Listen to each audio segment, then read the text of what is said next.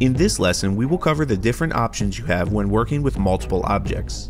In the editor, there are two ways you can combine objects: gluing and grouping. First, let's look at gluing.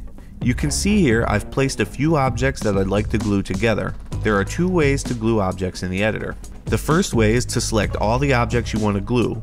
Once you have all your objects selected, hit up on the D-pad. When multiple objects are selected and you open the Properties menu, any properties that are shared by all of the objects will appear in the menu, and at the bottom you have your two grouping options, the first of which is Glue. Select Glue and the items you had selected are now glued.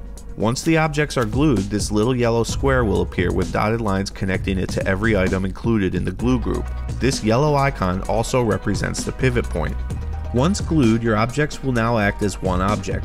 Activate physics on it and it will move as one big object instead of a number of small objects. Selecting any object in the glue group will select the whole thing.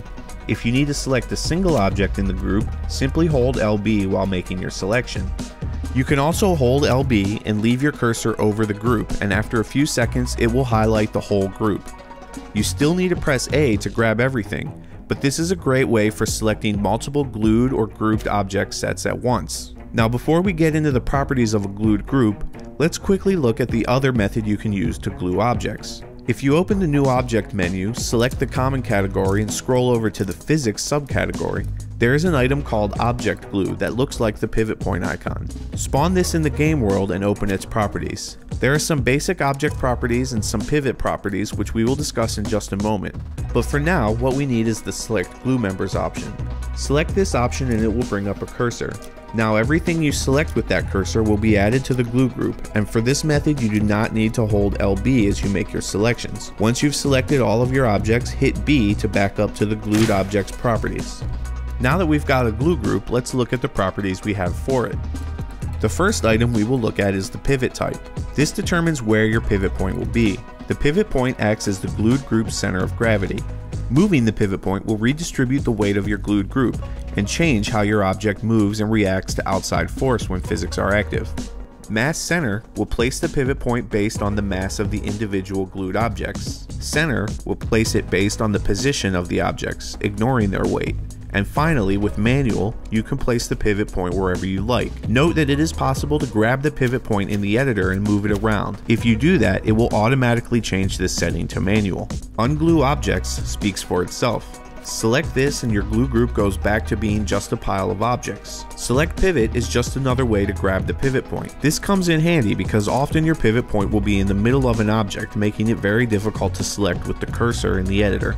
With Select Glue Members, you can add more items to your glued group, and Save to Favorites we will cover in just a moment.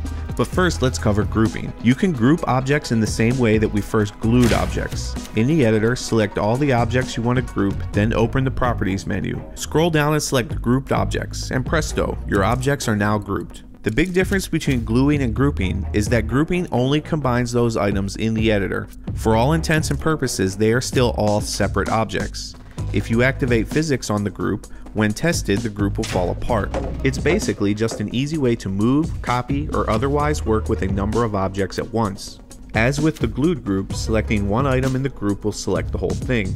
You can also hold LB to select individual items in the group. There are only a few new options to adjust in the Properties menu. First, just like when we had multiple items selected, any shared properties between all items will appear here. So for this example, we have a bunch of physics properties which we've already discussed. Next, we have the option to turn our grouped set into a glued set, and we can of course also ungroup the objects. Remove from group comes in handy if you want to take an object out of the group. For this, you will need to use LB to select just the object you want to remove. Open up the properties and hit Remove from Group. Now that item is no longer part of the group. And finally, we will move on to saving objects to the favorites. The basic idea of favorites is that you can save objects you create in one track to use in other tracks. So for example, I just made this square out of wooden beams, and it's such an awesome square that I want to use it in other maps. With favorites, I can do that. Any object can be saved to favorites, but generally you're going to want to use it to save combinations of objects. The objects do not have to be part of a glued or grouped set to be saved to favorites. If you simply multi-select the objects you want to save, that will work as well. When you select Save to Favorites, you will be prompted to choose a group to save it to. Each group can contain up to 20 favorites, and all groups are available to pull from when editing, so you can organize them however you like. Once you've chosen your group, select Save. You can now give your favorite a name, and after that you're done.